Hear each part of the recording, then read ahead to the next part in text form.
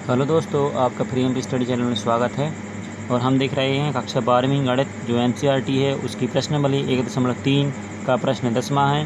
तो प्रश्न दिया है, मान लीजिए कि जो हमारा फलन है वो x से y में है और क्या है कि यह एक व्युत्क्रमणीय फलन है। तो वो फलन व्युत्क्रमणीय होते हैं जो एक ही तथा आच्छादक होते हैं। तो एक ही आच्छादी फलन क्या कहलाते हैं? व्युत्क्रमणीय होते हैं। सिद्ध कीजिए कि f का जो प्रतिलोम फलन होगा वो अद्वितीय होगा। मतलब जो इसका प्रतिलोम फलन होगा, इनवर्स फलन होगा, वो कैसा होगा? अद्वितीय, मतलब केवल एक ही होगा। ठीक है, तो संकेत दिया है उन्होंने कि कल्पना कीजिए कि f के दो प्रतिलोम हैं, g1 तथा g2 तथा सभी स्मॉल y है वो कैपिटल Y में बिलोंग करते हैं। ठीक है, ये इस तरह से हमारे लिए क्या दिया गया है, संकेत दिया गया है सपोर्ट के लिए। ठीक है, कि किस प्रकार से क्वेश्चन होगा। तो हमने पहले लिखा है कि दिया है कि हमारा जो फलन है वो x से y में है और एक व्युत्क्रमणीय फलन है। और उसके बाद हमने लिखा कि माना कि f के दो प्रतिलोम फलन g1 तथा g2 होंगे। तो हम क्या लिखते हैं कि यदि f का प्रतिलोम फलन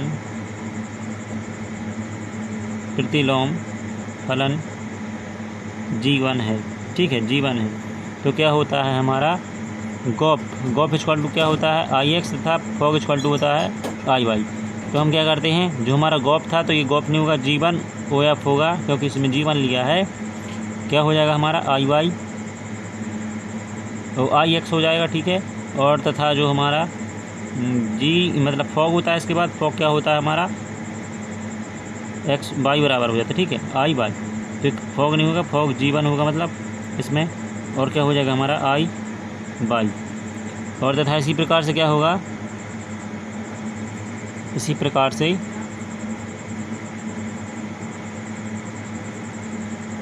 प्रकार से जो हमारा g2 जो है प्रतिलोम फलन होगा f का। ठीक है, प्रतिलोम फलन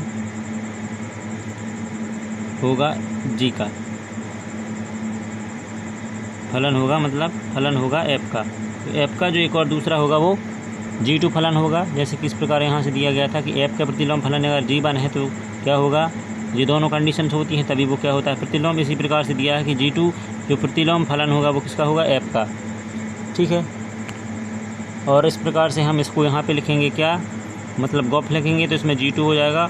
गॉफ इक्वल टू होना चाहिए ix तथा जो है फॉग इक्वल टू होना चाहिए, फॉग में मतलब g2 रहेगा यहाँ पे iy।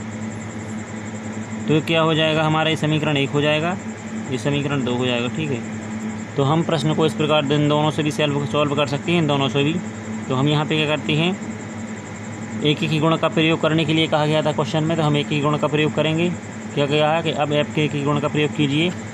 तो हम एक ही गुण को क्या करते हैं, कैसे प्रूव होता है कि हमारा जो f(x) होता है, ठीक है, f(x) में मतलब क्या दिया गया है, हमारा फलन हो जाएगा।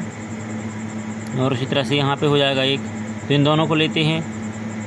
ठीक है, तो अब यहाँ पर हमारा समीकरण 1 और हमने एक समीकरण 2 बना लिया था। तो हम क्या करेंगे, लिखेंगे यहाँ पर समीकरण 1 व 2 से।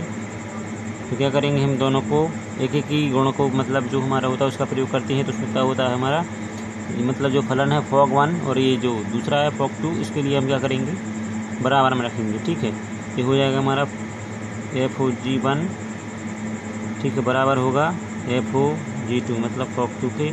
तो ये क्या हो जाता है, वो का मतलब होता है हमारा कोष्ठक, तो f कोष्ठक के अंदर आ जाएगा क्या, मतलब जो हमारे यहाँ पे अभी पहले हम लिखेंगे यहाँ पर पूरा का पूरा g1 के यहाँ पे जो हमने इसका y है वो लिखेंगे। ठीक है, तो यहाँ पे लिख रहे हैं हमें जो इसका y दिया गया है वो, तो फॉग g1 y बराबर हो जाएगा हमारा फॉग g2 में भी हमारा y होगा। ठीक है, अब यहाँ पर क्या होगा, हमारा जो फॉग लिखा था तो उसको हम वो का मानते हैं कोष्ठक, और उसको लिख देते हैं क्या, g1 y हो जाता है यहाँ पर, और यहाँ पर हो जाएगा हमारा f कोष्ठक g2 y। ठीक है, तो यहाँ पर हमारा क्या हो जाता है, f और f कट जाते हैं तो क्या बचता है g1 y, और यहाँ पर क्या होता है g2 y। यहाँ पर दोनों साइड y है तो वो भी कट जाएगा। ठीक है, तो इसके बाद क्या बचेगा, g1 बराबर G2 ये किसके गुण से हो गया यहाँ पर, क्योंकि हमारा जो फलन है वो क्या है, एक एक ही है, क्योंकि हमारा फलन जो है वो एक एक ही है इसलिए। ठीक है, तो इसका ये गुण का यूज किया है, एक एक ही है तो क्या होगा G1 G2। यहाँ पर बताया है कि हमारे ये दोनों फलन जो हमने माने थे G1 और G2 अलग अलग हैं, जबकि ये दोनों अलग नहीं हैं, दोनों ही बराबर मतलब एक दूसरे के बराबर आ गए हैं, मतलब दोनों फलन ही एक ही फलन हैं। तो क्या होगा, इसका दूसरा फलन नहीं हो सकता है। अतः कहेंगे कि फलन जो हमारा एफ दिया गया था, ठीक है, उसका क्या होगा, फलन का हमारा अद्वितीय प्रतिलोम होगा। ठीक है, फलन का अद्वितीय प्रतिलोम होगा, फलन एफ का अद्वितीय प्रतिलोम होगा, दूसरा नहीं हो सकता है, क्योंकि हमने देखा कि अलग अलग फलन लेने पर भी दोनों एक ही हैं।